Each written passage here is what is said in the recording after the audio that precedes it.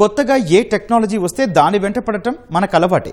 ఇప్పుడున్న పోటీ ప్రపంచంలో తట్టుకొని నిలబడటానికి అది అవసరం కూడా. ఏఐ విషయంలో ఇప్పుడు ఇదే జరుగుతోంది. దాదాపు అన్ని రంగాల్లోనూ ఎంతో కొంత ఏఐ వినియోగిస్తున్నారు. పలు సంస్థలు కొత్త కొత్త టూల్స్ వాడుతున్నాయి. ఉద్యోగుల స్థానాన్ని ఇవి భర్తీ చేస్తున్నాయి. ఇదంతా చూస్తుంటే కంపెనీలకు ఖర్చు మిగిలినట్టే అనిపిస్తోంది. పైకి ఇలా కనిపిస్తున్నా అసలు సంగతి వేరే ఉంది. ఉద్యోగులతో పనులు చేయించినప్పుడైన ఖర్చులతో పోల్చి చూస్తే ఏఐ టూల్స్ కారణంగా అవుతున్న వ్యయమే ఎక్కువ అని పలు సంస్థలు తేల్చి చెబుతున్నాయి. కృత్రిమ మేధ వాడకం తప్పనిసరి అయిన ఈ రోజుల్లో ఖర్చులు పెరుగుతుండటం కంపెనీలను ఎటూ తేల్చుకోలేని స్థితిలో పడేస్తున్నాయి. టెక్నాలజీని అందిపుచ్చుకొని ఎలా ముందుకు వెళ్ళాలి, ఖర్చులు ఎలా తగ్గించుకోవాలని సతమతమవుతున్నాయి.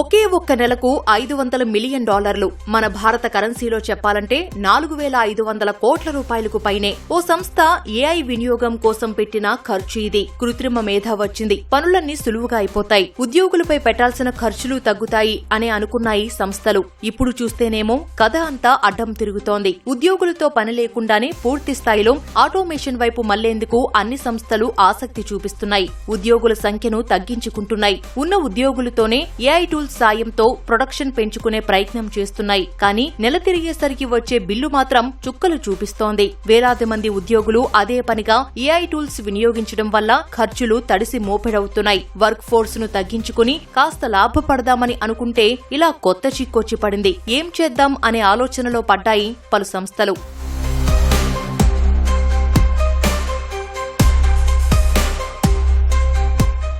ఈ సమస్య ఏదో చిన్న సంస్థలకు వచ్చింది కాదు, దిగ్గజ కంపెనీలకు తప్పడం లేదు. ఈ జాబితాలో ముందుగా చెప్పుకోవాల్సింది మైక్రోసాఫ్ట్ సంస్థ గురించే. ఈ సంస్థ చాన్నాళ్లుగా క్లాడ్ కోడ్ ఏఐ టూల్ ని వినియోగిస్తోంది. ఉన్నట్టుండి ఇప్పుడు నిర్ణయం తీసుకుంది. సంస్థలో వాడుతున్న క్లాడ్ కోడ్ టూల్ లైసెన్స్ ను రద్దు చేసింది. ఎక్స్పీరియన్స్ అండ్ డివైజెస్ విభాగంలోని ఉద్యోగులు విపరీతంగా ఈ టూల్ ను వినియోగించినట్టు గుర్తించింది మైక్రోసాఫ్ట్. ఆ బిల్ వచ్చే వరకు తెలియదు అంతగా ప్రభావం పడుతుందని. ఒక్కసారిగా షాక్ గురై ఇక లాభం లేదని లైసెన్స్ రద్దు చేసింది. అందుబాటులో ఉన్న సమాచారం ఆధారంగా చూస్తే కంపెనీలోని విండోస్, మైక్రోసాఫ్ట్ 365, అవుట్లుక్ లో టీమ్స్ లోని ఇంజనీర్స్ ను ఆంథ్రోపిక్ టూల్ వాడాలని ముందుగా ప్రోత్సహించింది యాజమాన్యం. ఇప్పుడేమో అందుకు భిన్నంగా ఇప్పటికిప్పుడు వినియోగం ఆపాలని ఆదేశాలు ఇచ్చింది. మైక్రోసాఫ్ట్ సొంతంగా తయారు చేసుకున్న గిట్ హబ్ కోపైలట్ టూల్ వాడాలని సూచించింది. జూన్ 30 నాటికి ఇది పూర్తి స్థాయిలో అమల్లోకి తీసుకురావాలని భావిస్తోంది. ఈ రోజుల్లో ఏఐ టూల్స్ కొంతవరకు భారంగానే కనిపిస్తున్నట్టుగా ఉండొచ్చు, కానీ రాను రాను అవి చాలా వరకు తగ్గే అవకాశాలు చాలా ఉన్నాయి. ఎందుకంటే ఇప్పుడు జీపీయూస్ అన్నవి ఖచ్చితంగా ఈ ఏఐ టూల్స్ అన్నీ కూడా వెక్టార్ బేస్డ్గా రన్ అవుతుంటాయి.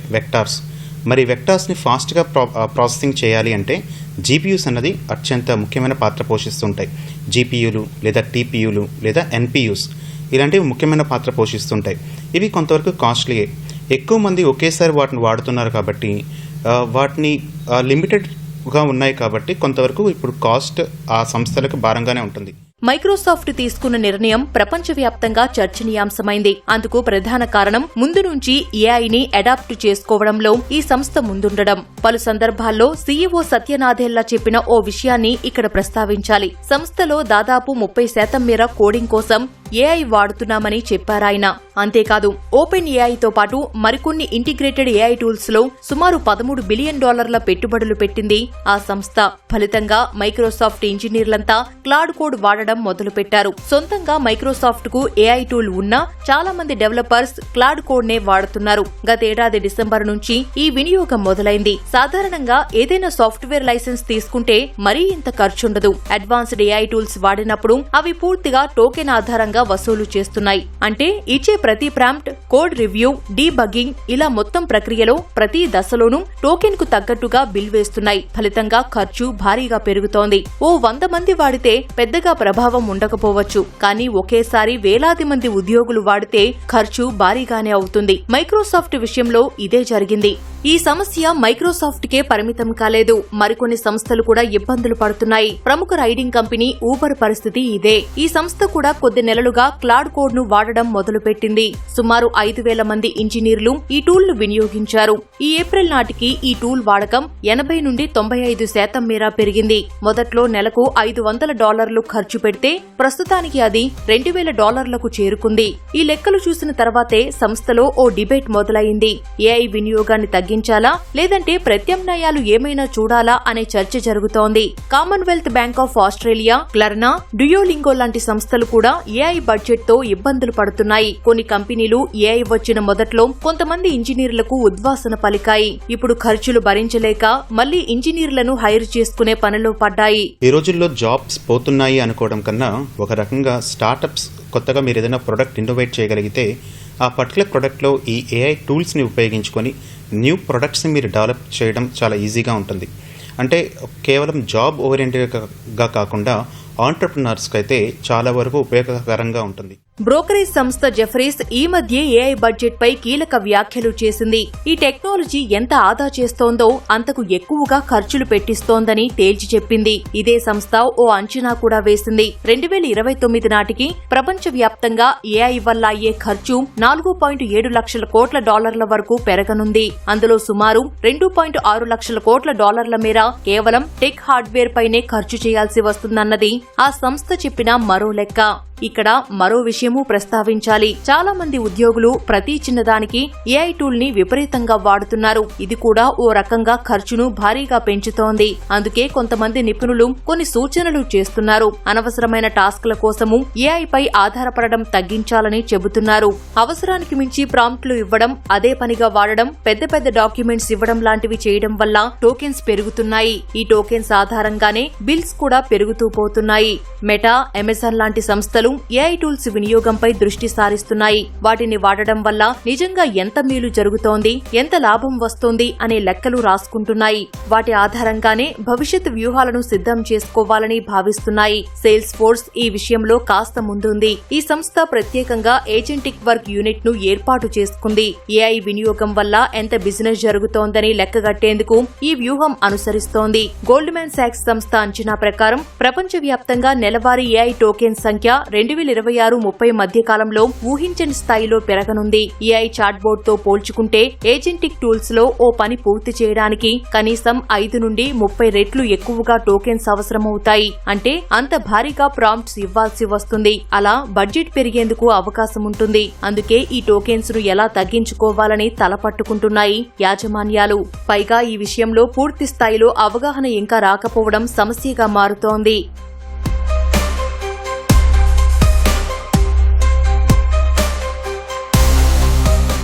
అమెరికాలో ఏఐ సాఫ్ట్వేర్ ధరలు ఈ మధ్యకాలంలోనే 20 నుండి 37% పెరిగాయి. ఇదే సంస్థలను అయోమయానికి గురిచేస్తోంది. అసలు ఏఐ టూల్స్ వాడడం అంత అవసరమా అన్న సందిగ్ధంలో పడేస్తోంది. ఎందుకంటే ఏఐ కాకుండా సాధారణ సాఫ్ట్వేర్లు వాడినప్పుడు వాటికి ఫిక్స్డ్ ఛార్జీలు ఉంటాయి. ఉద్యోగులు ఆ టూల్ ను ఎన్నిసార్లు ఎంతగా వాడినా బడ్జెట్ లో పెద్ద తేడా కనిపించదు. ఏఐ అలా కాదు. ఎంత ఎక్కువగా వాడితే అంత బిల్లు వస్తుంది. మరోలా చెప్పాలంటే మనం కరెంటు ఎంత వాడితే అంత యూనిట్ల లెక్కన బిల్లు వచ్చినట్టన్నమాట. ఈ కారణంగానే ఆపరేటింగ్ కాస్ట్ పెరుగుతోంది. ఇదంతా చూస్తుంటే ఏఐ పై పెట్టే పెట్టుబడుల విషయంలోనూ సందిగ్ధత ఏర్పడే అవకాశాలు గట్టిగానే కనిపిస్తున్నాయి. అంటే దిగ్గజ సంస్థలన్నీ ఇకపై తమ బడ్జెట్ ను ఎప్పటికప్పుడు విశ్లేషించుకునే అవకాశాలున్నాయి. ఇప్పటికే ఆంథ్రోపిక్ భారీ ఆదాయం ఆర్జిస్తోంది. ఇలాంటి సమయంలో సంస్థలు వెనక్కి తగ్గితే ఆ సంస్థకు నష్టం తప్పదు. మైక్రోసాఫ్ట్ క్లౌడ్ కోడ్ లైసెన్స్ రద్దుతో మిగతా కంపెనీలు అదే బాట పడుతుండొచ్చు. నిజానికి ఆర్టిఫిషియల్ ఇంటెలిజెన్స్ వస్తే ఎన్నో అద్భుతాలు చూడొచ్చు అని అనుకున్నారు అంతా. కానీ ఈ బడ్జెట్ కోణాన్ని మాత్రం అప్పుడు ఎవరూ అంచనా వేయలేకపోయారు. ఇక ఇక్కడ మరో విషయం చెప్పుకోవాలి. ఓ సంస్థలో కేవలం ఆంథ్రోపిక్ టూల్ వాడకం వల్ల $1,00,000 పైగా బిల్లు వచ్చింది. అంటే ఈ పని కోసం ఓ 4 ఉద్యోగులను నియమించారు అనుకుంటే సగటున ఒక్కొక్కరికి $28,000 ఖర్చు చేసినట్టు లెక్క. మామూలుగా అయితే ఉద్యోగి పని చేసినప్పుడు ఇంత ఖర్చు అవ్వదు. మనుషులతో పోల్చి చూస్తే ఏఐ వినియోగమే చౌక అన్న అభిప్రాయాన్ని ఇది పూర్తిగా మార్చేసింది. మరో ముఖ్యమైన విషయం ఏంటంటే ఈ టూల్ తో పోల్చి చూస్తే ఉద్యోగులే దాదాపు 70% పైగా బాగా పనిచేసినట్టు తేలింది. అంటే అటు ప్రొడక్టివిటీ పెరగడం లేదు, ఇటు ఖర్చు తగ్గడం లేదు. అలాంటప్పుడు ఏఐతో ఉపయోగం ఏంటి అన్నదే ఆయా సంస్థల ప్రశ్న. సాంకేతికతను అందిపుచ్చుకోవడం అవసరమే, కానీ ఎంత మూల్యానికి అన్నదే ఇక్కడ ఆలోచించాల్సిన విషయం. ఇప్పటికే పలు సంస్థలు ఇదే సందిగ్ధంలో ఉన్నాయి. ఈ స్థాయిలో బడ్జెట్ తలకిందులవుతుందని తెలిస్తే అసలు ఏఐ జోలికే వెళ్లేవాళ్లం కాదుగా అన్న రీతిలో అసహనం వ్యక్తమవుతోంది. అలా అని పూర్తిగా సంస్థలు ఏఐ అడాప్షన్ ను తగ్గించుకుంటాయని అనడానికి లేదు. ప్రతి సమస్యకు పరిష్కారం ఉంటుంది. ఈ బడ్జెట్ ఇబ్బందిని దాటగలిగే పరిష్కారం ఏదో వస్తుండొచ్చు. అప్పుడు సాధారణ బడ్జెట్లోనే అసాధారణ ఫలితాలు కనిపిస్తుండొచ్చు. కాకపోతే ఇదంతా ఇప్పటికీ ఓ అంచనా మాత్రమే. మరి ముందు ముందు పరిణామాలు ఎలా మారతాయి, సంస్థలు ఎలాంటి ప్రణాళికలతో ముందుకు వెళ్తాయి అన్నది చూడాలి.